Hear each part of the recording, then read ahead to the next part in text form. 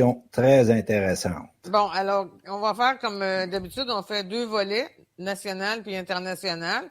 Au national, il y a toute une nouvelle aujourd'hui. Et puis à l'international, il y a quelque chose qui se passe depuis une couple de jours, là, ça n'arrête pas. Alors, on va commencer avec qu'est-ce qu'on a annoncé aujourd'hui, monsieur le ministre Simon-Jolin Barrette. Qu'est-ce qu'il a déposé? Sa réforme de la loi 101. Puis, dit, pour porter le flambeau avec fierté, hein, qui fait ça. Et puis, mais par contre, toi, là, tu as écrit un commentaire cette semaine, le Québec francophone dans la Constitution canadienne sans demander de permission. C'est ça qui se passe là, dans le moment, là. Et puis, tu marques tout de suite retour à égalité ou indépendance. Alors, c'est qui? C'est Daniel Johnson, père? Oui, c'est ça. Bon, là, le projet de loi, c'est la loi 96, la loi sur la langue officielle et commune du Québec. Oui. Et puis, ce qui s'est passé, c'est que plutôt que de faire simplement un réaménagement de la loi 101, oui. Il ouvre une avenue, puis cette avenue-là, elle a une portée pour le projet souverainiste. C'est ça qui est important de comprendre. Parce que lui, il fait de la loi 101 une loi sur le... Il modifie la loi constitutionnelle de 67. C'est pas rien. C'est-à-dire qu'il y a tout un historique avec ça. Tu as évoqué Daniel Johnson. Il y a tout un historique avec ça. Oui. Mais le chapitre qui s'est ouvert là, oui. C'est une suggestion de Patrick Taillon qui disait que avec la loi 101, on a la capacité de créer un espace dans la Constitution canadienne pour affirmer notre existence de manière statutaire, là, légale, là, et forcer Ottawa à s'ajuster avec ça, c'est-à-dire, voici, le Québec, c'est un État français. La langue officielle et commune, c'est le français. Oui. Et la Constitution de 1867, il y a une ouverture pour que les États membres, les provinces, puissent se définir avec une constitution interne. Ça fait que ça nous amène sur le droit à l'autodétermination. C'est-à-dire qu'il y a 2 volets au droit à l'autodétermination. Il y a un volet qui est le volet externe que le monde ont à l'esprit, c'est-à-dire que le Québec pourrait faire un référendum et puis sortir à ce moment-là avec une victoire référendaire du cadre constitutionnel canadien et devenir un pays souverain. Ça, tout le monde connaît ça. Mais il y a peu de gens qui savent que le droit à l'autodétermination, c'est aussi un autre volet, c'est le droit à l'autodétermination interne. C'est-à-dire, à l'intérieur de la Constitution canadienne, il y a un espace pour que le Québec se dote d'une constitution. Alors donc, dans ce projet de loi-là, sur le projet de loi 96 sur la langue officielle et commune du Québec, eh bien, on ouvre une brèche dans cette direction-là. Et ça, c'est très important. C'est-à-dire que c'est pas tout à fait une constitution, mais c'est une brèche qui ouvre sur le droit à l'autodétermination du Québec qui va se définir par des actes d'État du Québec, là, sur la loi 101, et qui pourrait en rajouter d'autres. On peut peut-être y venir un peu plus tard, là, mais que c'est un changement dans le cadre stratégique sur ce qui mène à la souveraineté. Le cadre stratégique qui était adopté depuis 1969 avec la suggestion des grands mandarins fédéraux à Claude Morin, c'était de passer par le référendum comme voie d'accès à la souveraineté. À partir de là, le lendemain du grand soir, là, on pourrait avoir une constitution, on pourrait avoir, etc., OK, comme un pays normal, OK? Ouais. Maintenant, cette voie-là, et on a fait un texte sur Vigile, parce que le droit à l'autodétermination du Québec a été défini en l'an 2000 par l'Assemblée nationale, par la loi 99, la loi sur les droits et prérogatives du peuple et de l'État du Québec. Et donc ça avait été contesté Et puis, la Cour d'appel a dit que, bon, dans sa décision qui a été rendue le mois passé, que le Québec, oui, il a le droit de se définir les termes de son autodétermination, sauf que nous, on a produit une analyse sur Vigile.Québec, qui est dans la section éditoriale, et ce que révèle la décision sur la loi 99 et le parcours à faire pour arriver à la souveraineté, c'est, bon, la Constitution canadienne, c'est la décision de la Cour suprême en 98 sur le renvoi sur la sécession et c'est la loi C-20. Et donc, quand tu fais tout ce parcours-là, tu te rends compte que ton droit à l'autodétermination a aucune effectivité. OK? C'est que c'est un piège à con, finalement. Et donc, dans la démarche des souverainistes depuis 50 ans, il était enfermé là-dedans. OK? Dans une proposition où ce que pile tu gagnes pas, face tu perds. OK? Et il arrivait pas, le Parti québécois n'arrivait pas à sortir de ça. Et là, avec l'arrivée de la CAQ, ben les autres, ils ont tassé le référendum.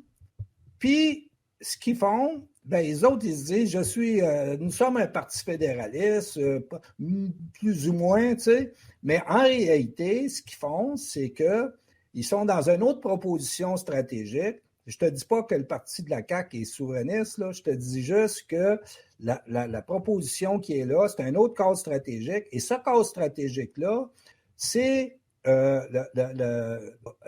disons, pour résumer ça simplement avec une image, là, au lieu de gagner sa maison à une loterie référendaire truquée, t'as bâti pièce à pièce. Alors donc là, on a une pièce, puis c'est une pièce importante. Parce que là, on est dans l'édification de l'État du Québec. OK? L'État du Québec, c'est l'assise de notre existence comme nation française en Amérique. Daniel Johnson, il disait, c'est le seul levier que nous avons pour nous assurer une prise sur notre destin. Et là, on l'a vu aujourd'hui avec ce projet de loi-là, qui n'est pas complet, mais qui ouvre une voie qui est le cadre stratégique que nous devons emprunter pour s'en aller dans une dynamique politique de rupture. Alors, ça veut dire que là, on ne demande plus la permission, c'est ça? C'est exactement ça. Exactement ça. Et d'abord, il faut comprendre que ceux qui ont produit ce projet de loi-là sont les mêmes qui ont produit le projet de loi sur la loi 21. Hein? C'est pas étonnant qu'on voit apparaître la clause dérogatoire, tu comprends, qui va être utilisée systématiquement tant que eux autres, ce petit groupe-là, comité juridique de l'Université Sherbrooke, va être les conseillers du gouvernement parce que, juste pour revenir sur la loi 21, le groupe d'avocats du gouvernement qui s'appelle le contentieux, il avait dit, la loi 21, là, ce que vous faites, c'est pas légal, blablabla. Bla. OK? On comprend que c'est tout un groupe qui avait été nommé par les libéraux. OK? Alors donc, le ministre Jolin Barrette, lui, il a tout simplement utilisé une expertise juridique externe pour amener une écriture de la loi 21.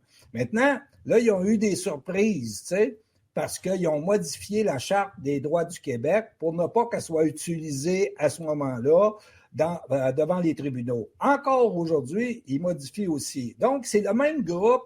Et là, il arrive avec une autre surprise. Et là, tu as cité Maître Côté. La surprise, c'est que notre droit à l'autodétermination interne doit être utilisé et puis on doit occuper tout l'espace. Et donc, ça nous ramène ça à une proposition, en réalité, qui était le cadre stratégique de Daniel Johnson. Daniel Johnson, aux années 60, il avait publié en 1965 un livre, une plaquette, Égalité ou indépendance. Et puis, dans cette plaquette-là, il disait que nous sommes une nation, un État, et que le droit à l'autodétermination du Québec résultait du fait que le Québec s'était constitué en État avec le temps et que là, c'est ce qui nous donnait le droit à l'autodétermination. Et il était dans un match constitutionnel des années 60. Et puis, il y avait une ferveur nationaliste. Les Québécois se découvraient Québécois. Et donc, lui, il était face à Ottawa dans une négociation constitutionnelle avec une position de base qui était soit qu'on a une reconnaissance du Canada à l'effet que nous sommes une nation et un État français en Amérique, ou soit qu'on fait l'indépendance. Alors, lui, dans sa stratégie, il était dans l'affirmation du Québec, et puis il était quand même pas naïf. Là. Il savait que Ottawa allait s'opposer à cette proposition-là de l'égalité des deux peuples à partir de deux assises d'État, l'État canadien puis l'État québécois.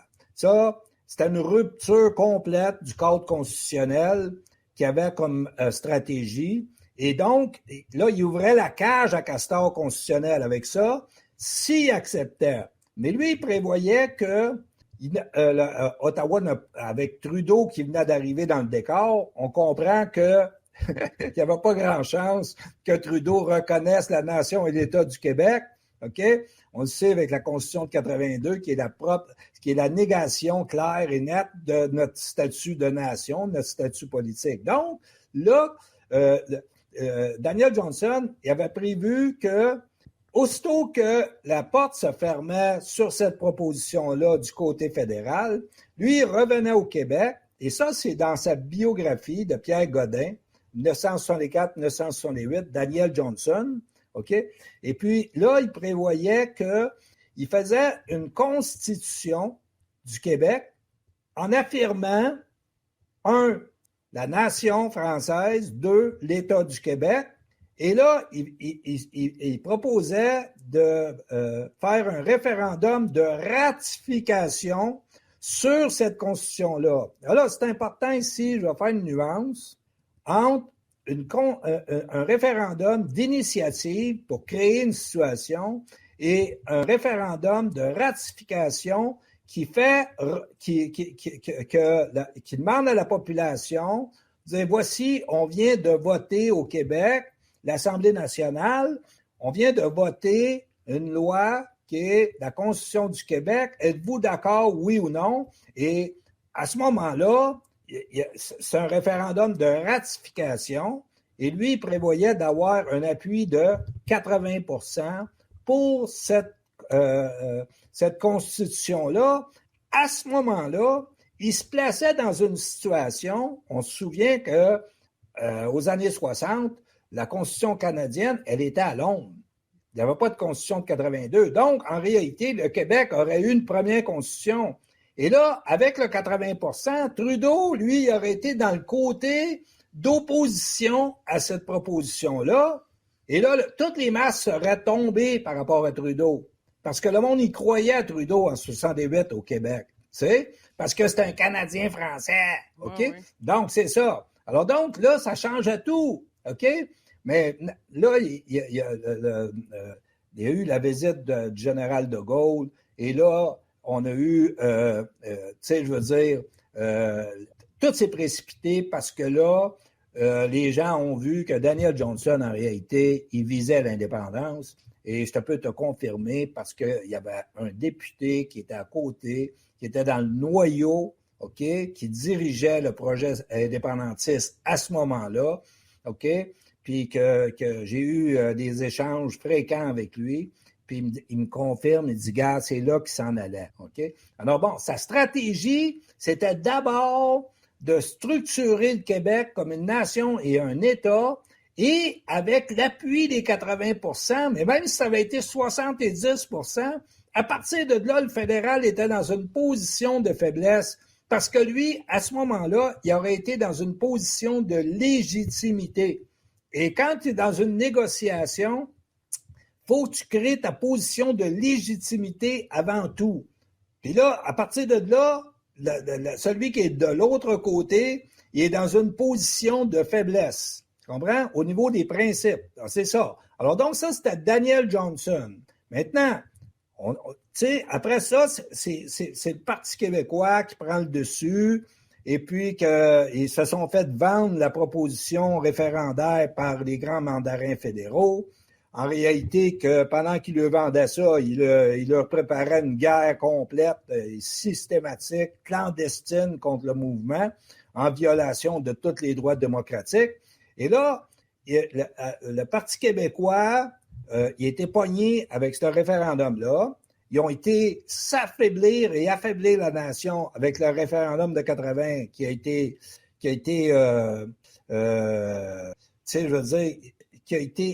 acté alors même qu'ils savaient qu'elle allait le perdre. C'est comme s'il n'y avait pas de conséquences à perdre. OK? À perdre toute légitimité par rapport à la lutte nationale parce que là, le Québec vient de te dire non à ta lutte et là, il donne la rondelle devant le but à Pierre Elliott Trudeau qui arrive avec la Constitution de 82 qui est la négation de notre existence de nation pour nous ramener à l'échelle d'un groupe ethnique parmi tant d'autres au Canada. OK? Et vise notre disparition et c'est donc la continuité du rapport Durham. Écoute, c'est pas anodin, là, OK?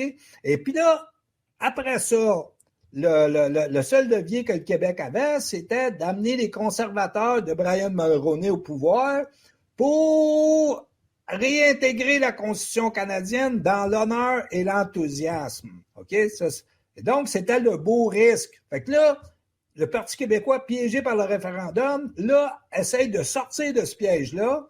Et là, ça fait éclater le Parti québécois. Hein? Jacques Parizeau part, un paquet d'autres parts, etc. Et puis donc, c'est le beau risque. Puis le beau risque, ben, ça mène aux négociations du lac Meech, etc. Et puis la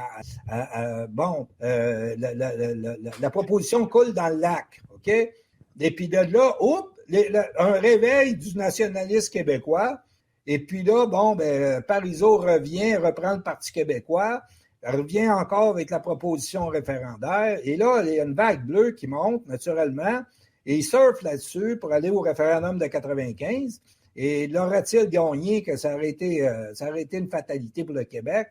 Ils n'ont rien compris là-dedans, OK? Et là, après 95, on s'en va dans encore une position de faiblesse pour le Québec. Et c'est là qu'arrive, en 2007, la proposition de Gérald Larose. Elle dit, gars, on n'est pas des référendistes. Une autre tentative de sortir du piège référendaire. On n'est pas des référendistes. Et là, il a écrit dans un texte qui pour moi, a changé complètement mon point de vue. C'était le texte « Si j'étais chef ».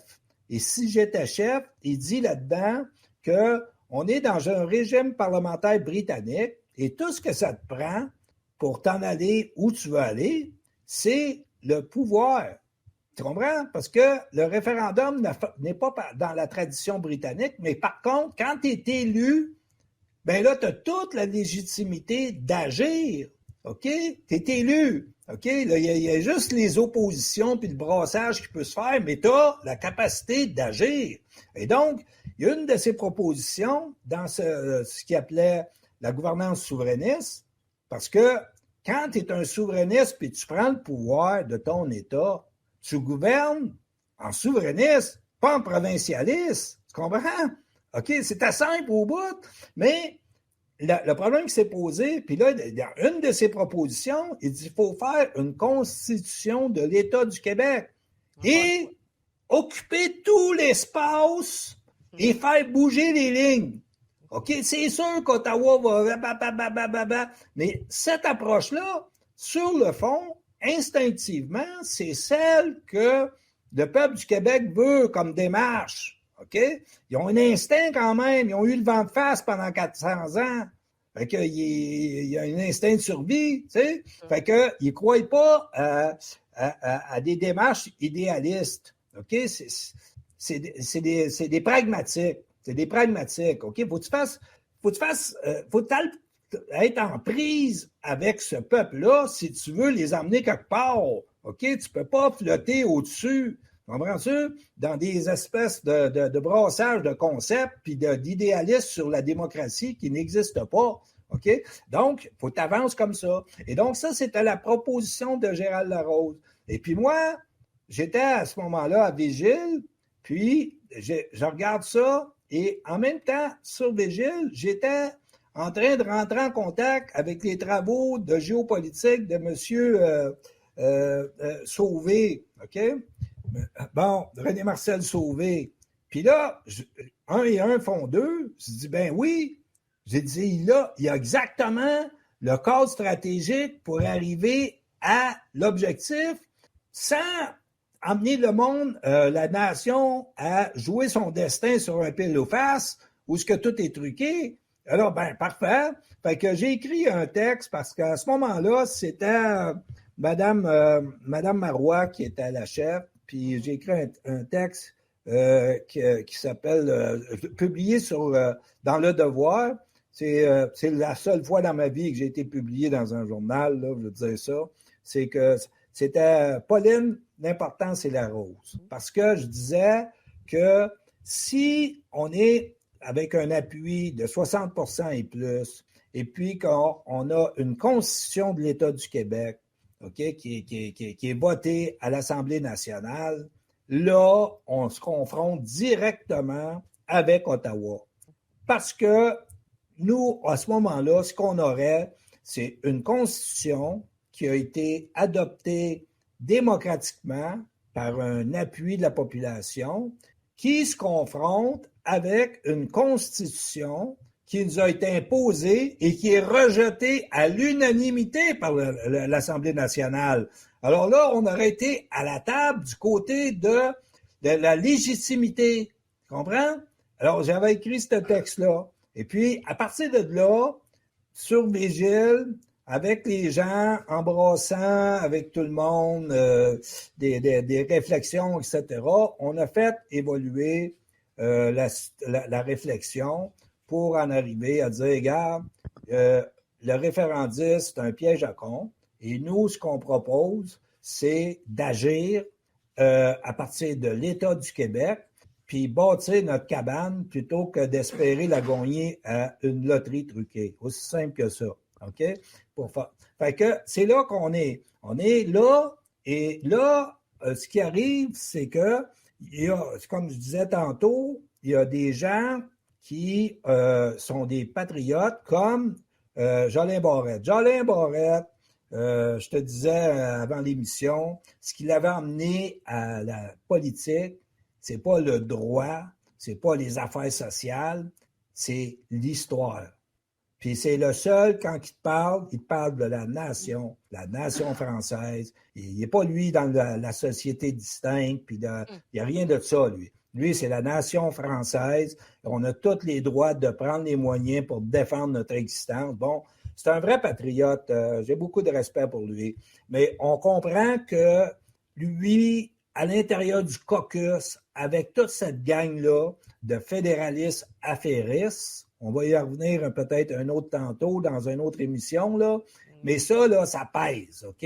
Mais il a réussi, probablement, en mettant sa démission sur la table. C'est pas possible, OK? Pour dire, regarde, ça s'en va minimum là, ou moi, je m'en vais. OK? Puis, là, les élections... Ben non, mais c'est parce que lui, la crédibilité, la façade bleu poudre de la CAQ, OK? C'est lui. Tout s'effondrait à ce moment-là. Tu comprends? Puis, j'ai parlé dernièrement exactement sur ce thème-là avec la personne que je te mentionnais qui était avec Daniel Johnson, député à l'époque. Puis il me disait, qu'est-ce qui se passait à l'intérieur de la CAQ? Il dit, gars, j'étais dans des caucus, OK? À l'époque où, quand Daniel Johnson est mort, finalement, Jean-Jacques Bertrand y arrive, puis il y a le fameux Bill 63 sur le libre choix dans la langue d'enseignement, etc. On est à mort, OK? Et lui, il a mené un filibuster. Lui, avec 5 députés, ils ont bloqué le processus. Et là, lui, il dit, à ce moment-là, il y avait un député qui avait un aura, tu sais, très important. s'appelle Marcel Mauss. Puis il me dit, Jean-Jacques Bertrand, il a regardé Marcel Mauss, puis il a dit, si toi, tu mets ta démission sur la table, moi m'en aller. OK? Et il ne l'a pas mis. OK? Il y avait plus de poids, Marcel Mauss, que le chef du parti. OK? Il ne l'a pas mis. Et puis il dit présentement, c'est fort probablement ça qui joue à l'intérieur du caucus. Là, tu parles de quelqu'un qui a une grande expérience en politique puis qui a été dans ces caucus-là. Tu sais? Fait que la situation, c'est celle-là. Alors donc, la stratégie de Jeanlin Barrette est devenue crédible à partir du moment où il a sorti du cadre de l'appareil juridique de l'État du Québec, qui est complètement squatté par les libéraux, pour s'en aller se chercher une expertise du côté patriote et quelques rares patriotes qui restent dans les universités au Québec, dont le comité juridique de l'Université de Sherbrooke, et c'est ça qui se passe. Et donc, il arrive avec cette loi-là. On a fait le parcours. Oui, on a fait un petit bout. J'espère que je ne perds pas le monde. Là. Non, c'est en plein, le temps qu'on le national, parce qu'après ça, là, on va aller OK, c'est ça. Donc, ce projet de loi-là, nous, depuis un bon moment, et toi, tu as eu l'occasion, avec Maître Christian Néron, de toucher le thème de la langue d'État. Parce que là, ici, de quoi on parle? Dans le libellé de la loi, OK, c'est une loi sur la langue officielle et commune. Bon. Là, ce qu'il faut comprendre, c'est que une langue, d'abord, une langue commune, ça ne veut rien dire, à moins de parler tout seul, OK? Tu es un schizophrène, bon, tu n'as pas de langue commune, OK? Bon, une langue officielle, il peut en avoir une, deux, trois, il peut en avoir quatre, tu sais? Mais une langue d'État, il y en a juste une. Okay? Et dans ce projet de loi-là, ce qui se précise, c'est une langue d'État, qui est la proposition de Végile. Parce que on a, entre autres, des collaborateurs, Maître Christian Néron, qui est constitutionnaliste, historien des institutions, qui fait un travail d'archives incroyable que personne ne fait. OK? C'est exceptionnel, sa contribution. Puis lui, il dit, et là, on va revenir bien avant Daniel Johnson, on va revenir à Louis XIV. On va revenir à Richelieu. La langue française, en France, la langue, statut de langue d'État, OK? Ça date de 1539. C'est l'ordonnance de Villers-Cotterêts. C'est ça. Tu comprends? Qui a jamais été abrogé. Ben non, c'est ça. Et donc, notre première constitution est française. Elle date de 1663 et c'est l'édit de création du Conseil souverain. Et donc, avec cette première constitution-là, le français devient la langue d'État au Québec sur notre territoire. C'est ça. Et là, Maître Christian Néron fait évoluer la recherche sur les modifications constitutionnelles, mais la base de tout, c'est que le français est la langue d'État sur le territoire du Québec. Ça n'a pas été modifié d'une façon où ça s'annule. OK?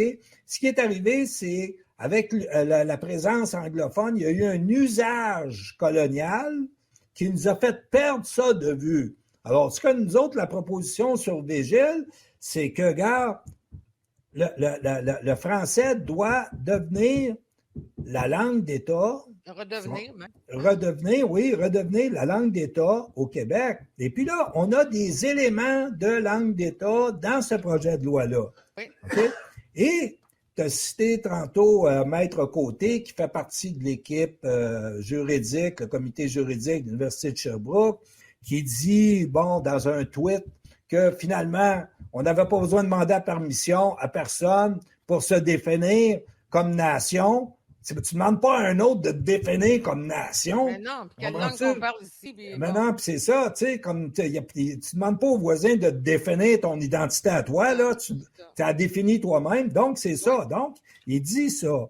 Mais moi, j'ai eu l'occasion, parce qu'ils ont lancé un livre, eux autres, peut-être 3 ans, et puis j'étais là, puis j'ai parlé avec Maître Côté, et puis je lui ai dit que, finalement, c'était une langue d'État.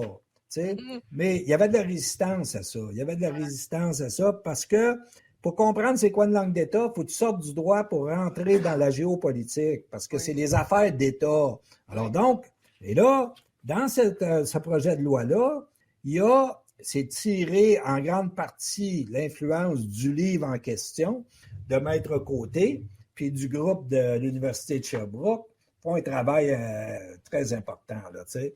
Alors donc, eux autres, ils disent que les communications de l'État du Québec, les communications doivent être exclusivement en français. Ça a l'air banal comme ça, là, mais l'État du Québec est continuellement en train de communiquer en anglais avec des entreprises. Tu es une entreprise au Québec, là, tu communiques avec le gouvernement en français. Ça, c'est un élément de langue d'État. Comprends? Les municipalités, qu'ils soient anglophones, francophones, regarde, tu communiques avec l'État du Québec en français. Trouve-toi un traducteur. Tu comprends? Oui. C'est ça. Ça, c'est structurant parce que autant oral qu'écrit, les communications. Tu comprends?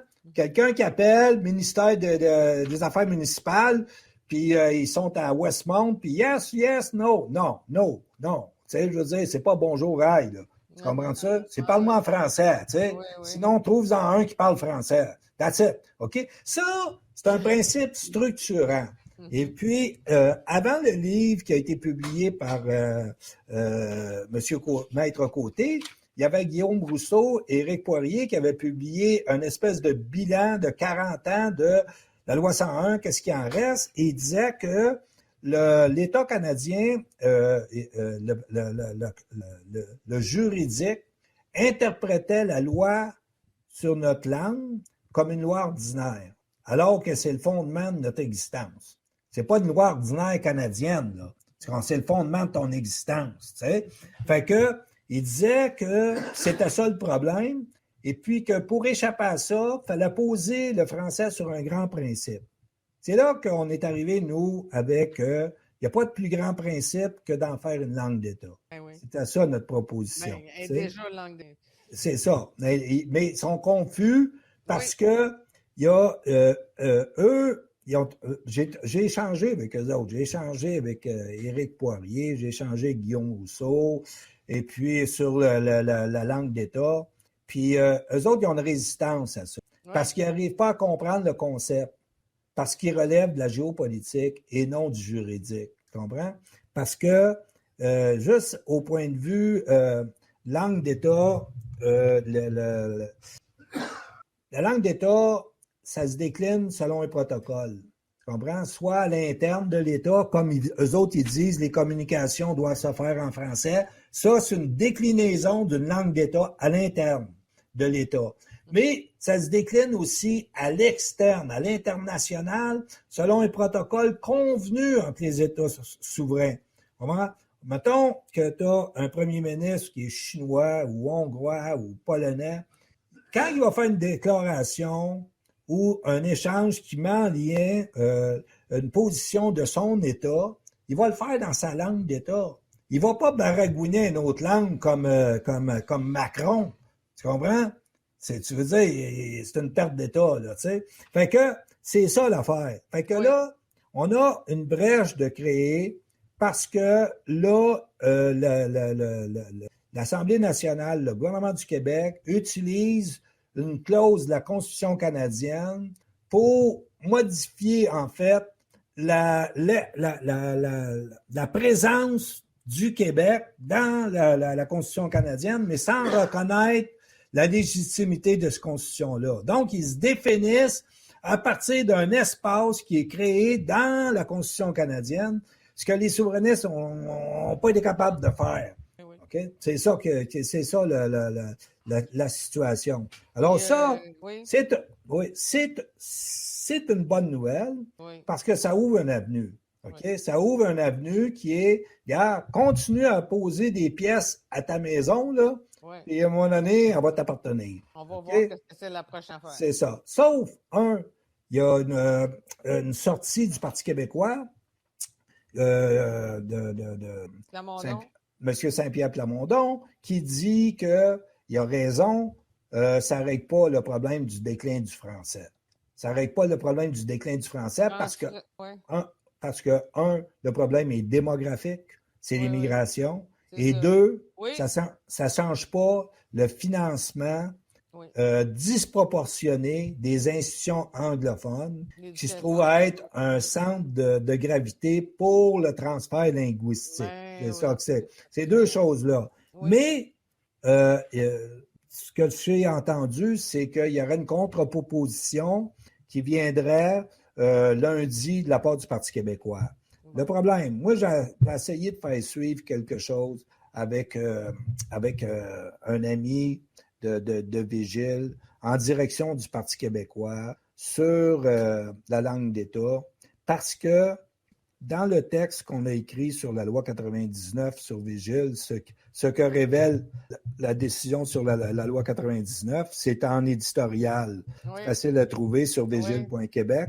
Et à la fin, OK, pour l'utilisation du droit à l'autodétermination interne, ce qu'on dit, c'est qu'il y a une conjoncture. C'est que la loi 99, il y a une décision qui vient d'être rendue. La loi 21, il y a une décision qui vient d'être rendue. OK? Et la loi, la modification de la loi 101 va être attaquée devant les journaux. Ça fait que ces trois lois-là, ces trois lois qui nous définissent comme nation française en Amérique. C'est au cœur de notre identité. Alors, eux autres, ils ont ouvert une porte en direction de définir le Québec sans égard pour que c'est qu'un puis l'autre pense, sans attendre la permission. Alors, ce qu'il y aurait à faire du côté du Parti québécois, c'est que dans ça, c'est un projet de loi, hein? Donc, le projet de loi peut être amendé. OK? Il y a des gens qui peuvent arriver et dire « Ouais, j'ai un amendement. » OK? Puis, je voudrais que ça soit réécrit d'une autre façon, etc., les modifications. OK? Il y a 3 lectures, hein? Avant que ça soit sanctionné. Donc, là, il y a une ouverture pour le Parti québécois pour dire, regarde, on revient à la proposition Gérald Larose. On dit, on prend les 3 lois qui nous constituent, on les met dans une constitution du Québec, OK? Et cette constitution du Québec-là, même si le Parti québécois n'est pas au pouvoir, il peut déposer un projet de loi. Il peut proposer des amendements. Et là, parce que là, ils sont de court, là, parce que là, la CAQ, là, consolide sa position auprès des nationalistes, là. OK? Et là, il faut qu'ils montrent que eux autres feraient la vraie affaire. Vraiment ce qu'il y a à faire. La voie est ouverte. Et puis, ils proposeraient de doter le Québec d'une constitution d'État. Une constitution d'État. Pas une constitution de province. Une constitution d'État. Et cette constitution-là pourrait être votée à l'Assemblée nationale et approuvée en même temps que l'élection en 2022, approuvée par un référendum. Ça ne coûterait rien. De ratification. Ben oui, gars. Ah ouais, là, je vois que tu m'écoutes, je suis content. On va y revenir selon ce que le Parti québécois va décider de faire. Ben, on avait une autre émission. Oui, c'est ça. Ben oui, un autre, parce que là, on va continuer, nous autres, à Vigile, à faire pression en direction du Parti québécois. Puis si jamais la porte se rouvre, puis la lumière se fait, tu comprends? Bon, ben on pourrait s'asseoir à table avec eux autres pour parler. Puis, OK, puis ils vont avoir des oreilles, peut-être. C'est ça. Tout le monde envoie ça, les pensées. Pour tout commentaire, nous vous invitons à nous écrire. studio@radioinfocité.com